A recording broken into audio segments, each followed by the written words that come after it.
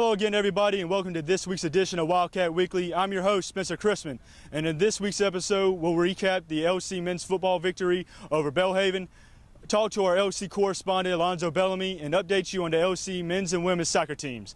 But first, the LC football team would have to travel to Jackson, Mississippi to take on Belhaven. And if anything's apparent in the first two games is that the offense will be more balanced. Here's a look at the highlights.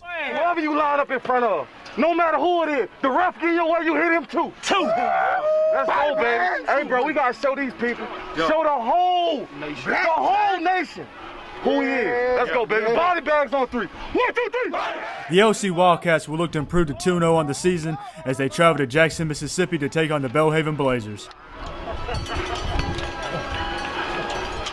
The Blazers will take possession first, and second play of the game, running back Joshua Hawkins mishandles the handoff and will fumble, recovered by the Wildcats at the Blazer 42-yard line. The Wildcats' first possession, and quarterback Jamie Bunning will hand off to Ron Montague, who picks up 8 yards, setting up a huge night for the Wildcat.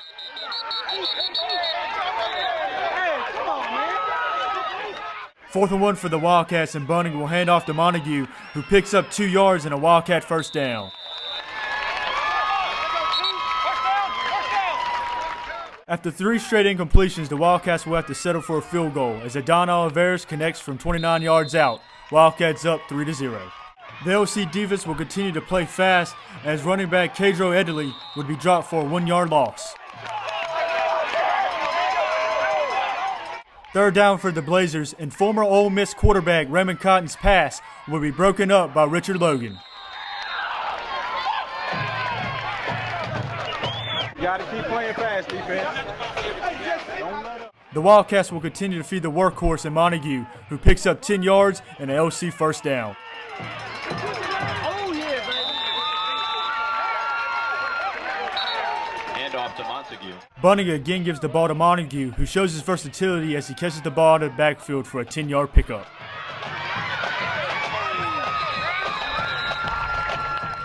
Third and 1 for the Wildcats, and Bunning will look for his big tight end Joshua Robinson, who picks up 13 yards and an LC first down.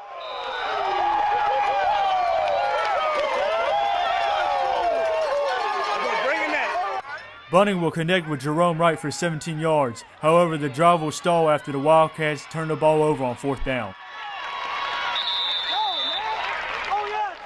The Wildcat defense will continue to play well in the first half, as Edley will be knocked for a 1-yard loss.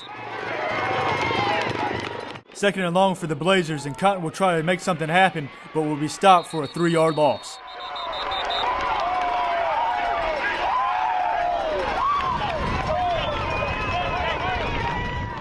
Third and long for the Blazers, and Cotton will try to make something happen with his feet, but he will only run into a host of LC defenders.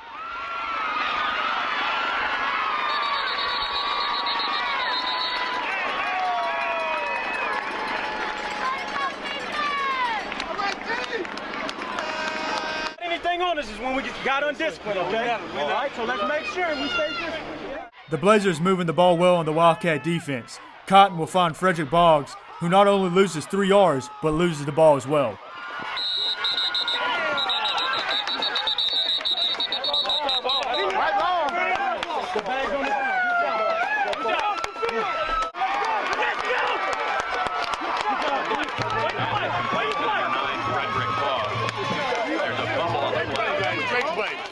The Wildcats, unable to capitalize on the turnover, will give the ball back to the Blazers as Patrick Wilson finds the end zone from 1 yard out. Blazers lead 6-3 in the second quarter.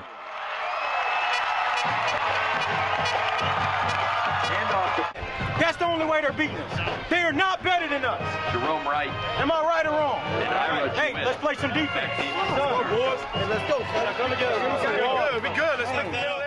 The Wildcats will give the ball right back to the Blazers after an interception, but linebacker Phil Ford picks off Cotton, and the Wildcats will be down 6-3 going into halftime. The first quarter, we established ourselves a little bit in our what we were trying to get done offensively. Second quarter, we got behind the chains a good bit. Some critical penalties got us in second and extra long. It's just tough to find a play, getting yourself behind the chains like that, and we never could get any rhythm and get any kind of momentum in the second quarter, and it didn't help our defense much. I thought our defense played outstanding. You know, had some big stops there in the first half.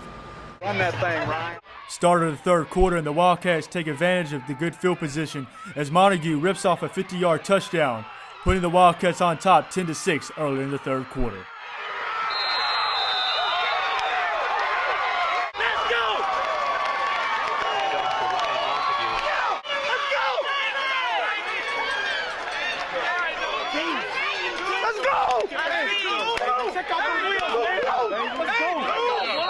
Ryan hit that big run there in the third quarter and changed all the momentum, and really from that point I thought we controlled the game. The Wildcat defense will step up their play in the second half as well, as Reggie Calhoun stops Kylan Pollard for no gain.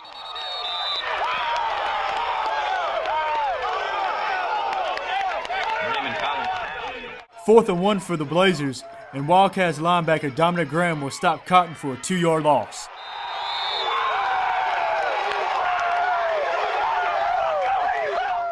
With momentum on the Wildcats side, Bunning will connect with Kyle Gallion, who picks up 46 yards.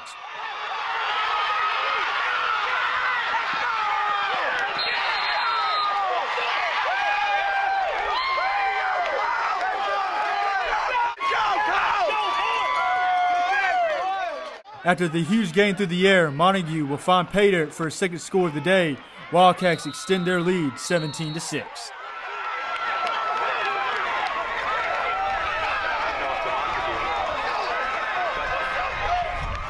Blazers offense will answer as Justin Gaines scores from 1 yard out, cutting the Wildcat lead to 17-13 late in the third quarter. Touchdown, Blazers. No, we're gonna run our stick. 31 goes zone. Huh? 31 goes zone. At the beat, get the first. So you gonna hit it? You gonna 31? Start of the fourth quarter, third and short for the Wildcats, and they continue to feed Montague as he picks up 14 yards and a first down. Later in the drive, second down for the Wildcats, and Bunning will connect with Gallion for 13 yards and another Wildcat first down.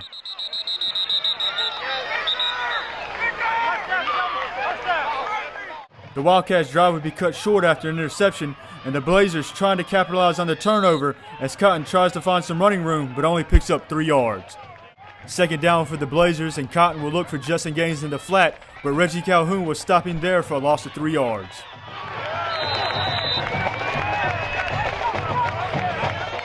Third and 10, and Cotton will be pressured by the big guy, Justin Williams, and Cotton's pass will be nearly intercepted by Calhoun.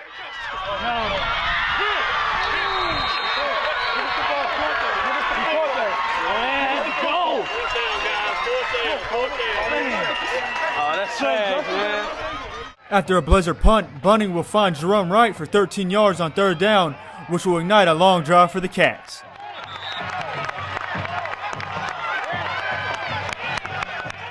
Continuing his monster day, Montague will break some tackles and pick up 9 yards along the way.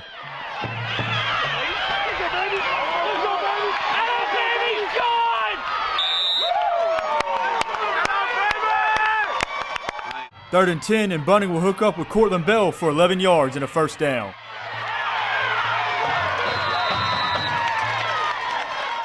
Going back to the ground game and to Montague as he picks up 6 yards. Bunning will look to pass this time, but takes it himself and takes a shot from 2 Blazers, but keeps going and picks up a first down.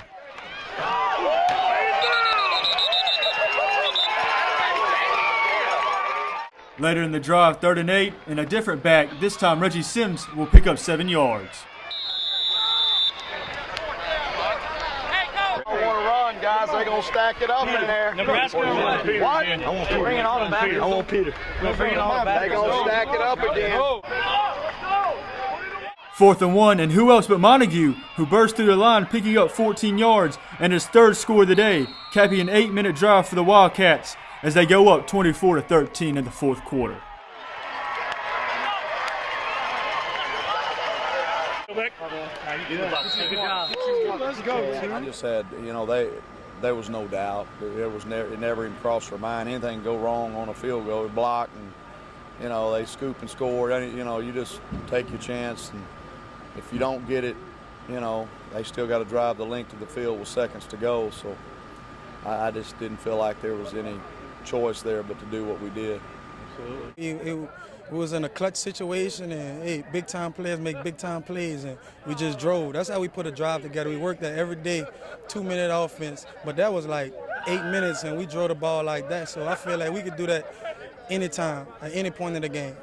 Coach Dunn has trust in us. I mean, he believed that we was going to get that first down. I mean, and you know, he came up and he was like, "What play you want to run?" We all said Peter, which is power right, and you know, and Ryan hit it and ends up scoring. I mean, that's just because Coach Dunn has that much trust in the offensive line and the running back.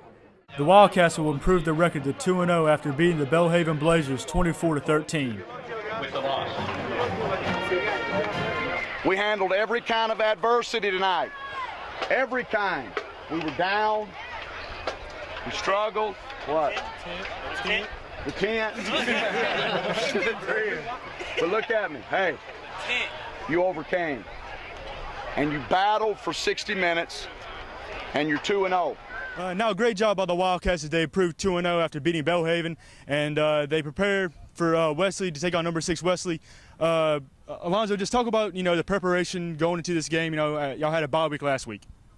Well, yeah, so we actually had a bye week this past week, and we basically just used that week as an advantage, basically to just give us extra preparation time, just to make sure we touch up on things that made us have negative plays the last week before. But I mean, we started off the week with 2 days off, but right after that we went right back to work on Wednesday. Coach Dunn really just stayed on us hard, as if we were playing on that Saturday. Right, and now Alonzo, you know, Wesley lost last weekend to one of y'all's conference opponents, Mary Harlan Better. Does that change y'all's preparation, y'all's motivation, you know, with them not being as highly ranked but still ranked in the top 10? I mean, yeah, they did take a loss, but at the same time, that doesn't change anything. I mean, we still have to come into this game with the right focus, the right mind, and the right task at hand. I mean, we have to come in and play smash mouth football, because if anything, I know they're just going to have a chip on their shoulder from taking that loss. So we really have to execute. Right now, how has the preparation been, Alonzo, this week? You know, going to face a ranked opponent. You know, is anything different, you know, compared to any other opponent this year? I mean, really, Coach Dunn's just been touching on speed and playing fast. I mean, he's just been doing different drills, different team-oriented activities in practice, just getting us to just play fast, just get used to lining up, running as much plays as possible, just repping it out fast.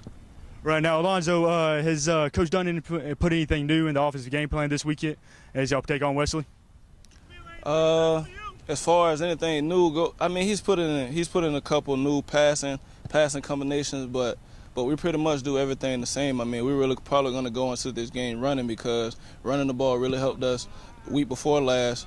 So we really look forward to using that running game again. So I really don't think he's putting in too much new.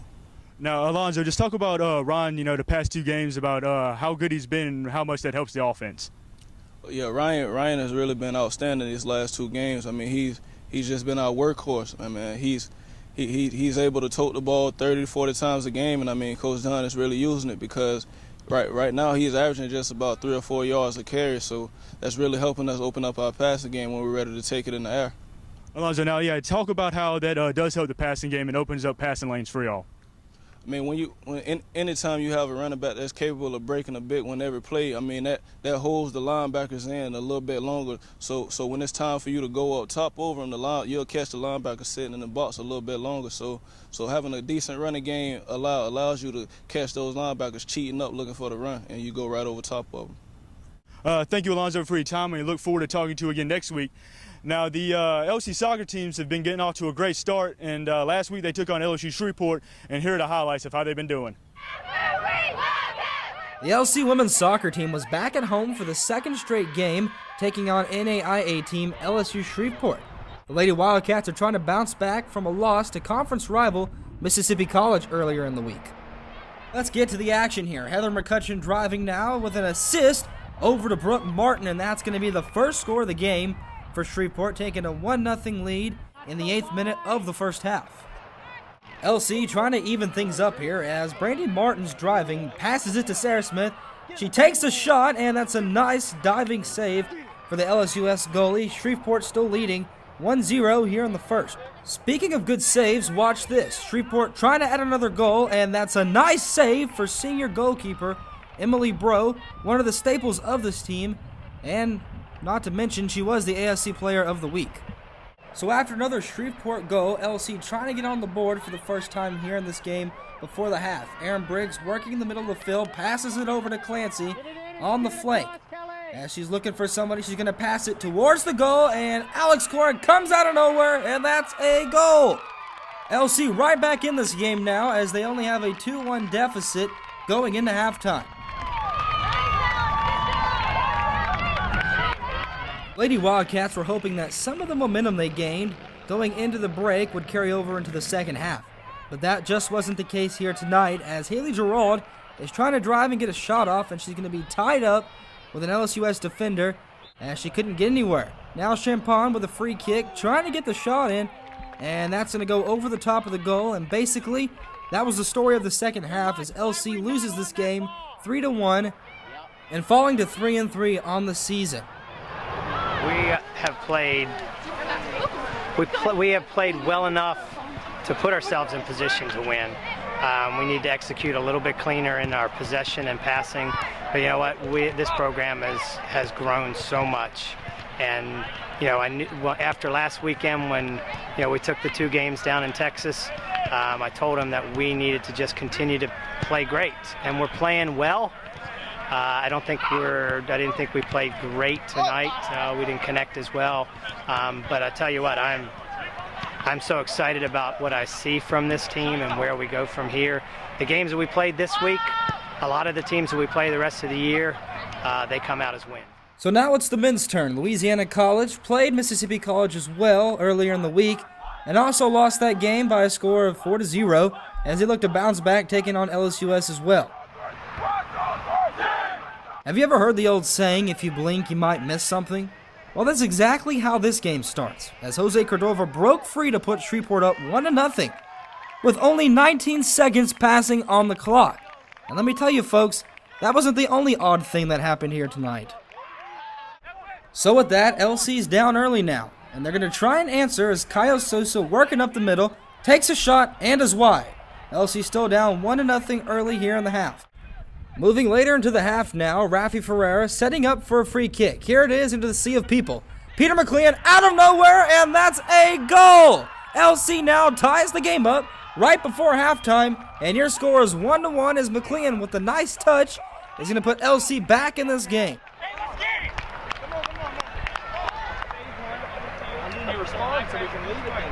I'm a check. Back to the action here in the second half. After another goal by Shreveport's Jade Tomini, they're up 2-1, and LC's looking to make a comeback here with plenty of chances, including this shot here. And this nice assist right here by Albuquerque over to Cox, who misses.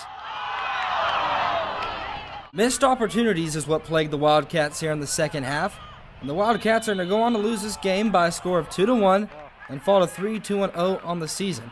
Not to mention that they had 38 fouls in this game by both teams. Both the men and women will be back here at home Thursday, September 20th against Hardin-Simmons. I told we were outstanding. Today we were the better team. We played a lot better than we did Tuesday night. It was tough. Sometimes that happens in the game of soccer. The better team sometimes doesn't win. But I think if we look at the stats, they probably had 3 shots on target all game. They scored twice. You score the goals, you win. So tonight I won't even. It's a loss on paper, but it's not a loss on the field. The way the guys played. Like I said, we outshot them probably 8-3 on target. So the guys did well. So. Despite those losses, you can tell the soccer teams are on the right track, and we look forward to catching up with them throughout the season. Now, to remind you again, the LC football team takes on Wesley College this Saturday at 7 p.m. in Wildcat Stadium. And for Alonzo Bellamy, I'm Spencer Chrisman, reporting for Wildcat Weekly on wildcatsmedia.com.